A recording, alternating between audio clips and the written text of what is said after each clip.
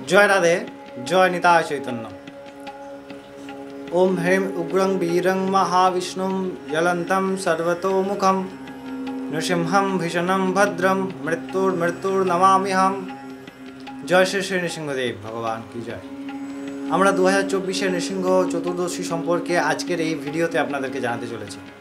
এই ভিডিওর মধ্যে অত্যন্ত গুরুত্বপূর্ণ কয়েকটি তথ্য আপনাদের উদ্দেশ্যে অবশ্যই কী করণীয়, কীভাবে করবেন, কবে এবং কোন সময়ের মধ্যে।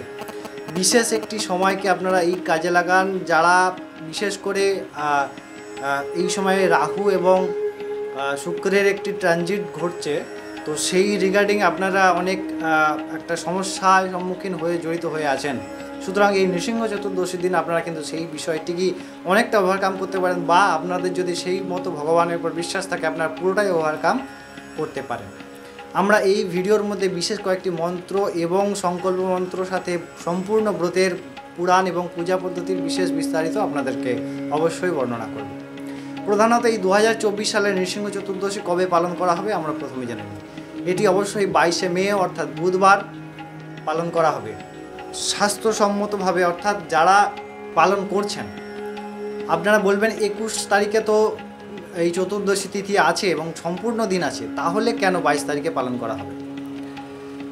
বৃহৎ নারদীয় পুরাণ অনুযায়ী তৃতীয়া যুক্ত চতুর্থী ব্রত পালন করতে নেই এবং দশমী যুক্ত একাদশী ব্রত পালন করতে নেই।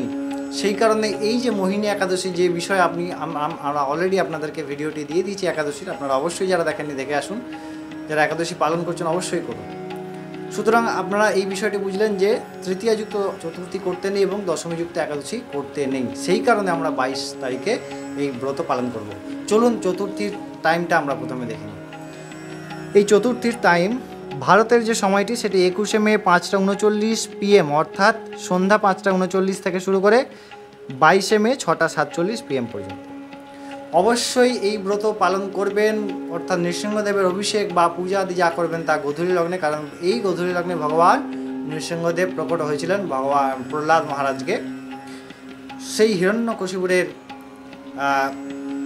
অহংকার চূর্ণ করে, হিরণ্যকশিপুরকে বধ করে সেই ভক্তের রক্ষা করার জন্য ভগবান নৃসিংহদেব কোথা থেকে না একটি স্তম্ভের মধ্য থেকে প্রকটিত হয়েছেন। সুতরাং ভগবান যে শাস্ত্রে বললেন নমে ভক্ত প্রণশ্যতি, সেটা তিনি সাক্ষাৎ প্রমাণ দিয়ে গেলেন। নমে ভক্ত প্রণশ্যতি, আমার ভক্তের কোনোদিন বিনাশ হয় না। চলুন এরপরে আপনারা যারা একদম বিধি অনুযায়ী আপনারা এই ব্রত পালন করতে চাইছেন, অবশ্যই আপনাদের সংকল্প মন্ত্র কখন করবেন না, যেই দিন অর্থাৎ 22শে মে ব্রহ্ম মুহূর্তে যারা আপনারা মঙ্গল আরতি করছেন বা করছেন না কোনো অসুবিধা নেই, আপনারা ভোরবেলা স্নান করে ভগবানের যেমন পুজো করলেন, পুজো করে আপনারা এই মন্ত্রটি বলবেন। আপনাদের উদ্দেশ্যে আমরা মন্ত্রটি দিয়ে দিচ্ছি স্ক্রিনের মধ্যে। আপনারা যে সংকল্প মন্ত্রী করবেন সেটা হচ্ছে শ্রী নৃসিংহ মহাভীমা দয়াঙ্কুরু মমোপরিহি অদ্যাহং তে বিধিষ্যামি ব্রতং নির্বিঘ্নতাং নয়াঃ। অর্থাৎ আপনারা এই ব্রতের এই মন্ত্রের দ্বারা আপনারা ভগবান নৃসিংহদেবের কাছে প্রার্থনা করবেন যে হে প্রভু, আমাকে কৃপা করে তোমার ব্রত পালন করার মহা সৌভাগ্য দাও এবং নির্বিঘ্নে যাতে আমি ব্রত পালন করতে পারি। অবশ্যই আপনারা এইভাবে ব্রত শুরু করে এবং সারাদিন আপনারা নির্জলা করবেন, বিশেষ করে গোধূলি লগ্ন পর্যন্ত আপনারা নির্জলা করার প্রচেষ্টা করবেন। যদি খুব শরীর খারাপ থাকে তাহলে আপনারা জল বা দুধ বা অল্প কিছু ফল পেতে পারেন, তাও ভগবানকে নিবেদন করে। এবং এই যে নৃসিংহদেবের অভিষেক হবে এইটি সম্পূর্ণভাবে গোধূলি লগ্নে অর্থাৎ গোধূলি সময়, সন্ধ্যাকালীন সময়, যে সময় ভগবান প্রকট হয়েছিলেন সেই সময় আমরা খুব করে আপনারা প্রণামের যে একটি স্তুতি বিশেষ করে আমরা আপনাদেরকে বলে দিচ্ছি যে হিংক্রিং কমলে কলালয় প্রসিদ্ধ মহালক্ষ্মী নম। এটা প্রথমে লক্ষ্মী দেবীর ধ্যান আপনারা যারা করছেন অবশ্যই করতে পারেন সন্ধ্যা মুহূর্তে। এরপরে ওম হ্রিং উগ্রং বীরং মহাবিষ্ণু জ্বলন্তং সর্বতোমুখম নৃসিংহং ভীষণং ভদ্রং মৃত্যু নমাম্যহম। এটি আপনারা 8 বার 108 বারও পাঠ করতে পারেন বা জপ করতে পারেন। অবশ্যই নৃসিংহ কবচ আপনাদের জন্য আমরা অবশ্যই দিয়ে দেবো। সেই নৃসিংহ কবচ আপনারা পাঠ করতে পারেন। নৃসিংহ কবচ পাঠ করলে আপনারা সর্বপ্রকার ভয় ভীতি এবং সমস্ত প্রকার গ্রহ আদি দোষ থেকে আপনারা নিশ্চিন্তে নির্বিঘ্নে বাঁচতে পারেন। অবশ্যই পরম করুণাময় ভগবান লক্ষ্মী নৃসিংহদেব যিনি প্রহ্লাদের পরম করুণা করেন, সেই নৃসিংহদেবকে আমরা প্রণাম করি। সেই নৃসিংহদেব আমাদেরও কল্যাণ করুক, আমাদেরও অনেক মঙ্গল করুক। এবার আসি এই যে ব্রত, আমরা যে ব্রত করি এই ব্রত প্রধানত আমরা একদিন করি, অবশ্যই তিথিও একদিন থাকে, সময় একদিন থাকে, কিন্তু স্বাস্থ্যসম্মতভাবে ব্রত 3 দিন ধরে পালন করা উচিত, তবে তার সঠিক ফল প্রাপ্তি হয়।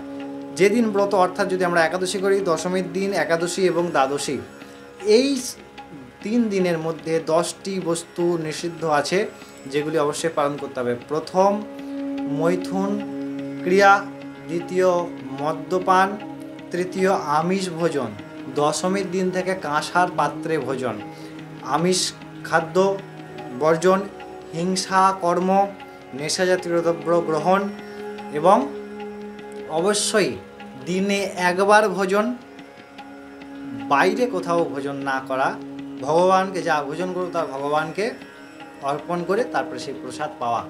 অবশ্যই যেদিন ব্রত সেই দিন সারাদিন নির্জলা থাকলে খুব ভালো হয়, যদি না পারছেন তাহলে অল্প দুধ বা জল বা ফল আপনারা ভগবানকে নিবেদন করে খেতে পারেন, তবে গিয়ে ব্রত সিদ্ধ হয়, তাছাড়া সিদ্ধ হয় না। অবশ্যই কোনো নেশাজাতীয় দ্রব্য, আমিষ গ্রহণ এবং শুধুমাত্র, আবার বলে দিচ্ছি, শুধুমাত্র ব্রতের দিন নয়, ব্রতের আগের দিন, ব্রতের দিন এবং ব্রতের পরের দিন, 3 দিনই অত্যন্ত সংযমের সাথে, অত্যন্ত ধৈর্যের সাথে ভগবানের এই ব্রত পালন করি। নিশ্চয়ই ভগবান আমাদের করুণা করবেন। আর আমরা একটি বিশেষ মন্ত্র আপনাদের আগেও আলোচনা করে দিয়েছি, অবশ্যই পরবর্তী আরেকটি ভিডিও বানাবো যেখানে আপনারা এই মন্ত্রটি আপনাদের জন্যে আমরা অবশ্যই দিয়ে দেবো। অবশ্যই অনেক ভালো থাকবেন, সুস্থ থাকবেন, আবার দেখা হবে পরের ভিডিওতে। ততক্ষণ অবশ্যই সাবস্ক্রাইব করে সঙ্গে জুড়ে থাকুন এবং আরও কয়েকটি বিশেষ সূত্র নিয়ে আমরা আসছি, যেগুলি আপনারা নিশ্চয়ই পাঠ করবেন, নিশ্চয়ই ভগবানের আরাধনা করবেন, আপনাদের অনেক কল্যাণ হবে, আপনাদের অনেক কৃপা করবেন ভগবান। সেই ভগবানের কৃপা পাওয়াই আমাদের একমাত্র উপায়, একমাত্র বিষয়, একমাত্র বিষয়বস্তু। অবশ্যই ভালো থাকুন, সুস্থ থাকুন। জয় রাধে, জয় তাই চৈতন্য, জয় ভগবান শ্রী লক্ষ্মী নৃসিংহদেব কি জয়, জয় প্রহ্লাদ মহারাজ কি জয়।